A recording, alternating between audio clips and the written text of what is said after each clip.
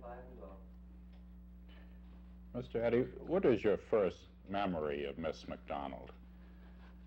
Well, my first memory of her was like that of many, and that was seeing her in motion pictures, mostly with Chevalier. Oh, yes. They were wonderful things that they made together, the last of which was The Merry Widow.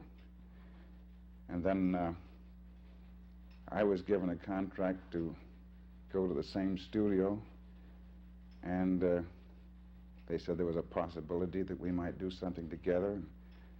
It seemed almost too good to be true, and it was too good to be true for a couple of years because they didn't seem to hit upon the right thing for us. And then they did Naughty Marietta, which was a very successful picture, and it did a lot for both of us. And I was new and completely amazed at the business, and just walked through it in a glow of wonderment and love and delight. And a little later I learned something about the business, and it became more of a business. But that first picture I was working on clouds, there's no question about it, and she, of course, was greatly responsible for helping me so much in so many of the scenes that were difficult. I didn't know what were difficult. She did, but I didn't. And she was very helpful, and W.S. Van Dyke II was the director who was responsible for putting us on and the way that we were put on. And this was my first introduction to big movies and a really big star. When did you meet her? On the set at Naughty Marietta? No, as a matter of fact, I met her in her own home. She gave a party following The Merry Widow. And, one of those general Sunday afternoon get-togethers after doing a picture, you invite everybody over. And she knew that I had been mentioned as a possibility, and so she invited me too. And so this was actually the first time I met her was in her own home, and under personal circumstances rather than on a film. Then we made Rosemarie after Naughty Marietta, and then we made Maytime and Girl of the Golden West. Those three first pictures bunched together were big successes, and when you put three good ones together like that, it's very good for you. And we made 8 in all. I've only made 16 pictures my whole career. That's not many pictures as pictures go, but some of them went very well, and so I picked up the reputation of being a movie actor. And, well, let's say a movie singer. She did most of the acting, believe me. And the thing that stood out in my mind was after the preview of Naughty Marietta, the director came to me and said, "How does it feel to find yourself in this position?" I said, I don't know. It's wonderful. I just don't know how to act. And she says, "You're telling me." Well, she was always poking like that. She wasn't a practical joker, but we were always having our digs at each other, and they were very healthy. It was a healthy attitude. We'd fight like cats and dogs sometimes just to make people wonder. And we had to cut it out because people started to believe it. Mm. And even to the point of the publicity department coming in and making shots of us fighting each other, knocking me down on the floor and everything, and the director calling me out. The silly stories that come up about you. And we never changed in our attitude at all. Later on, when we'd run the gamut of the pictures that were available to MGM, it seemed as though there weren't any more to do, and we found ourselves elsewhere.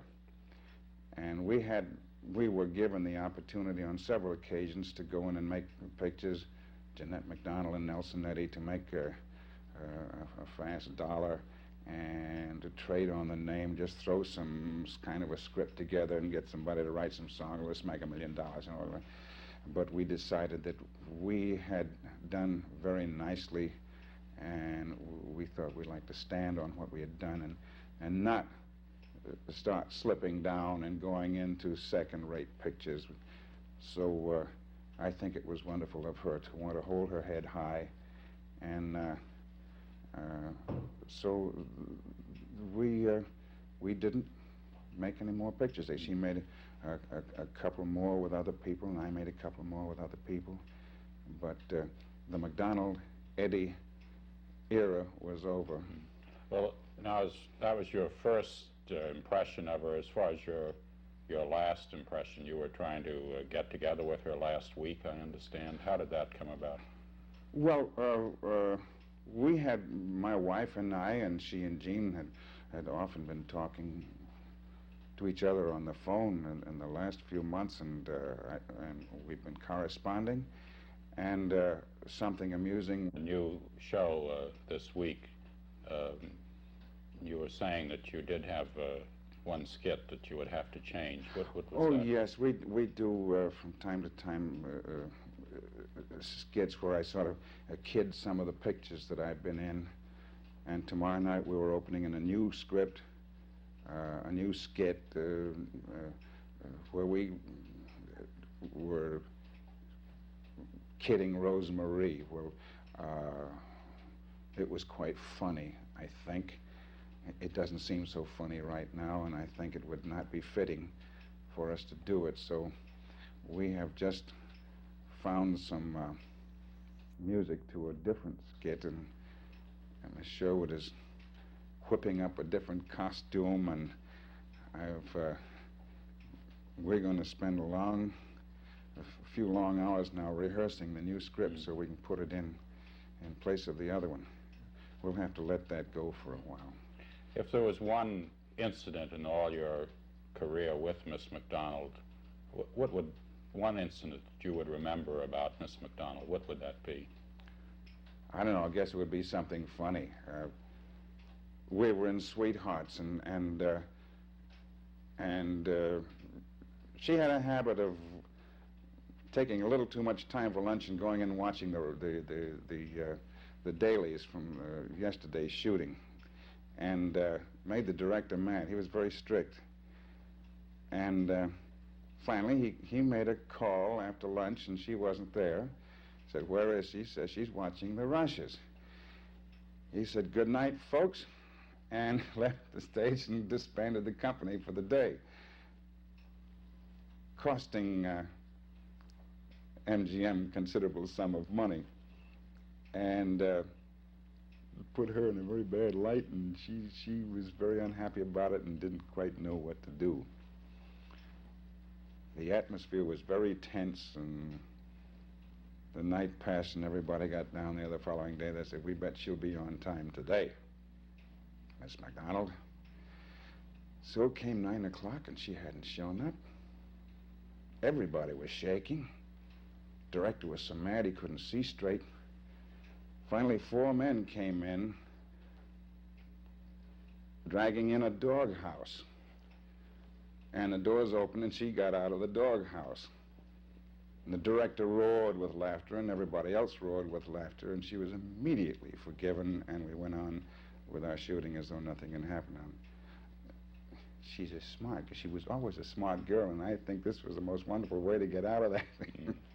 I mean, who doesn't want to look at the rushes? I mean, well, when you started out together, because she was a famous movie star, she'd been in the Chevalier pictures, and you were just starting, and then you... She'd had great stage experience before even going in the movies, and then she had all those pictures at Paramount, and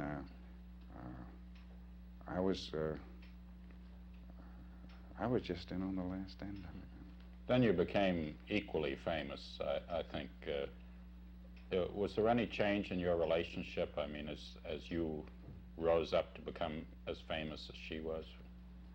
I don't quite understand what you mean in the change in our relationship. I mean was there a change in her attitude towards you, or did she? Oh, I don't think so. I can't imagine. I can't imagine what she could possibly have against me in any way, shape, or form, and I certainly had nothing against her.